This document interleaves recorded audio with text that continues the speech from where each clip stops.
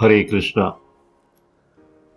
स्वागत है आप सभी लोगों का आज के हमारे इस भगवत गीता क्लास में, जिसमें कि आज हम पढ़ रहे हैं अध्याय 4 दिव्य ज्ञान का श्लोक संख्या 38। भगवान कहते हैं, न हि ज्ञानेन सदृशम पवित्रम इह विद्यते तत्स्वयं योग संसिद्धा कालेन आत्मनि विन्दति। आइए इसका शब्दार्थ समझते हैं। ना कुछ भी नहीं, ही निश्चय ही, ज्ञानेन ज्ञान से, सदृशम तुलना में, सदृश कहते हैं ना, इक्विवेलेंट, पवित्रम पवित्र, इह इस संसार में, विद्यते है, तत् उस, स्वयं अपने आप, योग भक्ति में, संसिद्ध परिपक्व होने पर, कालेन यथा समय, आत्मनि अपने आप में, विन्दति आस्वादन करता है। भावार्थ इस प्रकार है इस श्लोक का कि संसार में दिव्य ज्ञान के समान कुछ भी उदात्त तथा शुद्ध नहीं है। Nothing is pure other than this divine knowledge, Divya ज्ञान।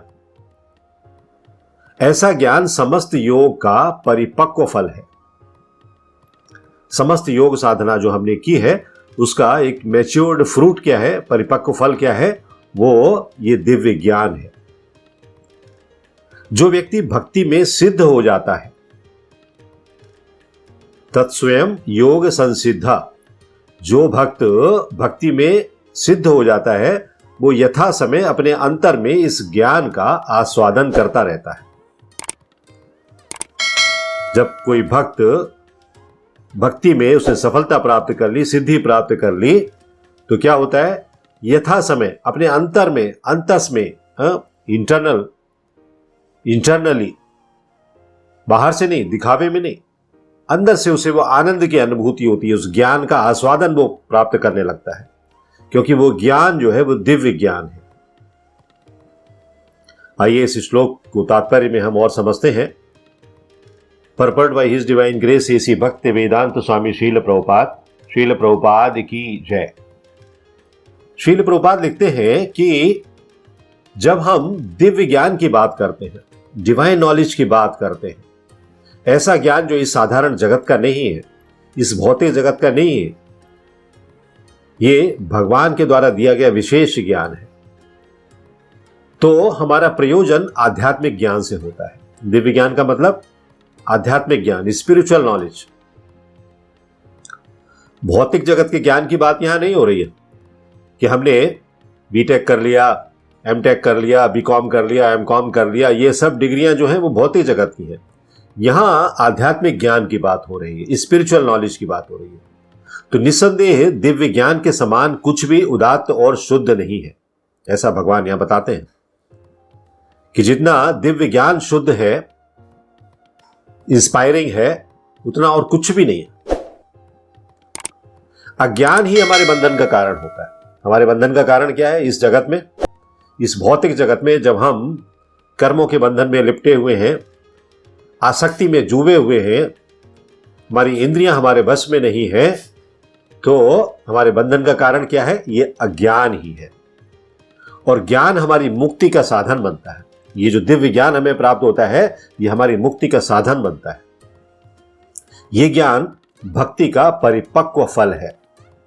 ये भक्ति से प्राप्त होता है। भक्ति का बीज आपने बोया, एक वृक्ष बना और फिर उस वृक्ष में फल आए, तब जो हमें फल प्राप्त होता है ये दिव्य ज्ञान का, ये कहा गया है कि उसका मैच्योर्ड फ्रूट है। ये किसका? भक्ति का।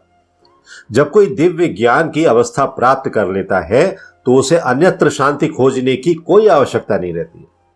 फिर तो उसे अंदर से शांति आ ही जाती है ना। स्वभावतः भगवान उसे शांति प्रदान करते हैं, क्योंकि उसे दिव्य ज्ञान की अवस्था प्राप्त कर ली। वो डिवाइन स्टेज पर आ गया, वो नॉर्मल स्टेज पर नहीं है। वो अदर ह्यूमन बीइंग्स की तरह से, दूसरे जो मानव लोग हैं उनकी तरह से, मनुष्य लोग हैं उनकी तरह से नहीं है। वो उन सबसे हटकर है, क्योंकि वो मन ही मन शांति का आनंद लेता रहता है। दिव्य शांति, दिव्य ज्ञान से क्या मिला? दिव्य शांति। कौन दे रहा है ये? भगवान दे रहे हैं। किसको दे रहे हैं? अपने शुद्ध भक्त को दे रहे हैं। तो दूसरे शब्दों में हम इसे ऐसे समझ सकते हैं कि ज्ञान तथा शांति का पर्यवसान, मतलब उसका जो फाइनल एक्सट्रैक्ट है वो क्या है, उसका जो फाइनल आउटपुट है वो क्या है, कृष्ण भावनामृत में होना है।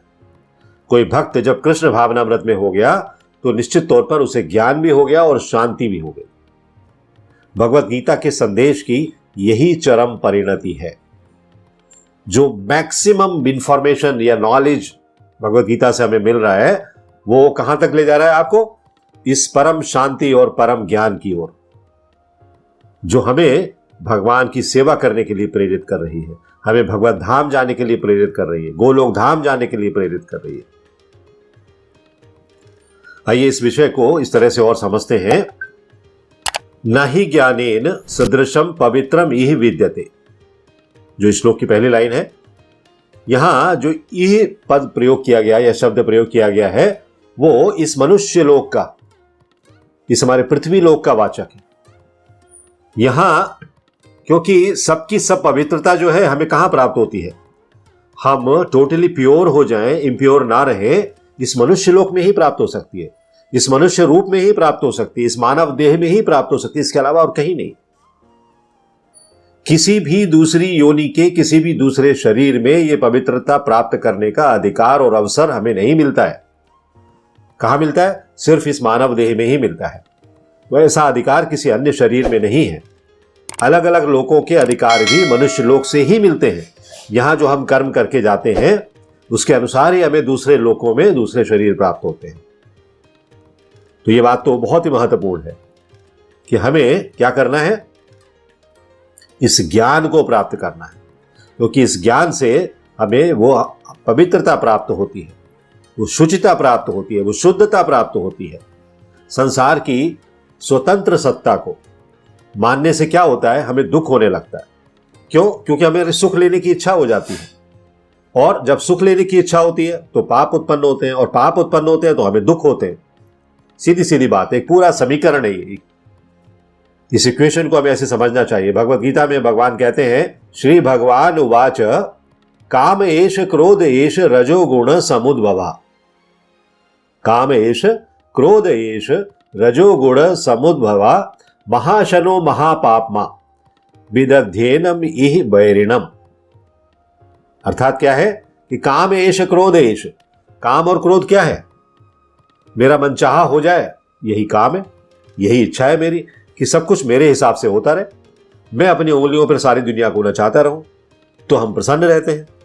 और जो चीजें पैदा होती हैं और समाप्त हो जाती हैं, जिनका सृजन होता है और विनाश होता है, ऐसे जड़ पदार्थों के संग्रह की इच्छा हमें होने लगती है। घर में ये भी आ जाए, वो भी आ जाए, वैसा भी हो, वैसा भी हो, सब चीज हो जाए। हाँ, ये क्या होता है, ये हमारे लिए कामनाएं पैदा करती हैं, काम की इच्छा, आसक्ति की इच्छा पैदा करती हैं, और इन सब के संयोग से हमें सुख मिले और सुख से हमें आसक्ति हो जाए। ये सब काम के ही रूप हैं, ये सब डिजायर्स के रूप हैं, ये इच्छाएं हैं हमारी। कभी हम काम के वशीभूत होकर करते हैं पाप कर्म, और कभी क्रोध के वशीभूत होकर करते हैं। दोनों से अलग अलग पाप होते हैं। इसलिए हमें क्या करना चाहिए, वास्तव में इन पापों से छुटकारा प्राप्त करना चाहिए। भगवान यही कहते हैं, रजोगुण समुद्भवा, रजोगुण उत्पन्न होता है। हमें इन सब चीजों से, इन सब चीजों की कामना, इन सब चीजों से लगाव, आकर्षण, ये सब पापों का मूल है। ये हमें नहीं होना चाहिए, क्योंकि कामना में जब बाधा आती है तो काम ही जो है वो क्रोध में परिणत हो जाता है। इसलिए भगवान ने एक कामना को ही पापों का मूल बताने के लिए ये शब्दों का प्रयोग किया है, काम एष क्रोध एष रजोगुण समुद्भवा। और कामना की पूर्ति होने पर लोभ उत्पन्न होता है। कामना की पूर्ति हो गई तो हमें लोभ होता है, और हो जाए, और हो जाए, और हो जाए। हाँ, अभी हमने 10,000 कमाया, अब 20,000 कमाऊं, फिर 40,000 कमाऊं, फिर 1,00,000 कमाऊं। ये कामना की पूर्ति होने पर ही लोभ उत्पन्न होता है, अन्यथा नहीं होता। कामनाएं पूर्ति नहीं होंगी तो किस चीज का लोभ है, फिर लोभ का प्रश्न ही नहीं है। और कामना में जब बाधा पहुंचती है तो क्रोध उत्पन्न होता है। क्यों? क्योंकि हमारी कामना पूरी नहीं हुई, हमारी इच्छा पूरी नहीं हुई। तो फिर हमें क्या होता है कि क्रोध उत्पन्न होने लगता है। किस पर क्रोध उत्पन्न होता है? जो बाधा पहुंचाता है। बाधा पहुंचाने वाले पर हमें क्रोध होने लगता है। यदि बाधा पहुंचाने वाला आपसे अधिक बलवान है, आपसे अधिक शक्तिशाली है, तो क्या होता है कि क्रोध उत्पन्न ना होकर फिर हमें भय उत्पन्न होने लगता है। अरे वो ज्यादा ताकतवर है, वो हमें दबा देगा, उसके हाथ में इतने लोग हैं, उसके नीचे इतने लोग काम करते हैं, वो मेरा बॉस है, तो हमें भय होने लगता है। तो इस तरह काम एष क्रोध एष रजोगुण समुद्भव। इसलिए गीता में ये बहुत महत्वपूर्ण संदेश दिए गए। भगवत गीता में भगवान ने बहुत महत्वपूर्ण संदेश दिए गए। और जब तक हमें विष्णु तत्व का ज्ञान नहीं हो जाता, जब तक हमें यह पता नहीं चलता कि ये संसार की अपनी कोई स्वतंत्र सत्ता नहीं है, ये सत्ता के पीछे भगवान की सत्ता काम कर रही है, तब तक हमारे पापों का नाश नहीं हो सकता। हम पाप करते ही रहते, करते ही रहते, करते ही रहते। इसलिए संसार में इस दिव्य ज्ञान के समान पवित्र करने वाला कोई दूसरा साधन नहीं है, कोई दूसरा उपाय नहीं है। संसार में जितने भी हम यज्ञ करें, दान करें, तप करें, पूजा करें, व्रत करें, उपवास करें, ध्यान करें, प्राणायाम करें, कोई सी भी साधना करें, ये जितने साधन हैं सब के सब क्या होता है, गंगा यमुना गोदावरी में हम तीर्थों में जाकर स्नान करें, ये सब मनुष्यों के पापों का नाश करने वाले और उनको पवित्र करने वाले होते हैं। लेकिन इन सब से ऊपर कौन है? इन सब से ऊपर है भक्ति, जिस भक्ति योग का भगवान भगवत गीता में वर्णन करते हैं। उन सब में भी तत्व ज्ञान के, विष्णु तत्व ज्ञान के समान पवित्र करने वाला कोई भी साधन तीर्थ आदि नहीं है, क्योंकि वे सब तत्व ज्ञान के साधन हैं और तत्व ज्ञान उन सब का साध्य है। इसलिए हमें क्या करना है? हमें विष्णु तत्व को प्राप्त करना है। हमें क्या करना है? हमें विष्णु तत्व को प्राप्त करना है। और विष्णु तत्व कैसे प्राप्त होगा? डायरेक्ट भगवान की सेवा करने से। हम और कुछ काम करें ना करें, कोई योग करें, कोई साधना करें, कोई प्राणायाम करें ना करें, कोई जरूरी नहीं। हमें क्या करना है? हमें भगवान की भक्ति प्राप्त करनी है। तो परमात्मा पवित्रों के भी पवित्र है, इसीलिए कहा गया है पवित्राणाम पवित्रम। भगवान के लिए पवित्राणाम पवित्रम, पवित्रों के भी पवित्र। विष्णु सहस्त्र नाम में आता है, विष्णु सहस्त्र नाम में इसका उल्लेख किया गया है, पवित्राणाम पवित्रम। उन्हीं परम पवित्र परमात्मा का अनुभव कराने वाला होने से ये विष्णु तत्व ज्ञान अत्यंत पवित्र है। और इसीलिए एक शब्द यहां पर और प्रयोग किया गया है, क्या? योग संसिद्धा।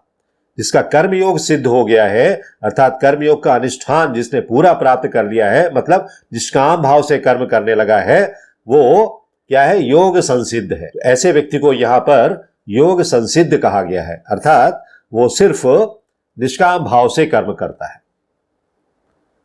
एक उदाहरण से हम समझ सकते हैं कि जिस प्रकार पानी में डूबते हुए पुरुष के लिए जो जीवन रक्षा करने वाला कौन होता है, उसे जीवन रक्षा करने के लिए कोई पुरुष मिल जाए, वहां पर दूसरा कोई साथी मिल जाए, कोई दूसरा तैराक मिल जाए, या कोई पत्थर मिल जाए, कोई ऐसा सहारा मिल जाए जिसको पकड़कर वो रुक सके, कोई लकड़ी का लट्ठा मिल जाए पानी में। तो जिस प्रकार पानी में डूबते हुए व्यक्ति को सहारा एक चाहिए होता है, उससे अधिक उस समय उसके लिए किसी और चीज का महत्व नहीं होता। उसके घर में कितने भी लाखों करोड़ों अरबों के हीरे जवाहरात, 10,000 गाड़ियां, कुछ भी क्यों ना हो, लेकिन सब बेकार है।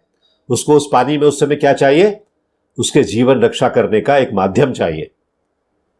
उसी प्रकार ये जो मोहित जीव है ना, हम लोग जो मोहित हो चुके हैं, मोह में डूबे हुए हैं, आसक्ति में डूबे हुए हैं, हमको बचाने के लिए एक साधन चाहिए। वो साधन क्या है? ये दिव्य ज्ञान है, ये ज्ञानार्जन है।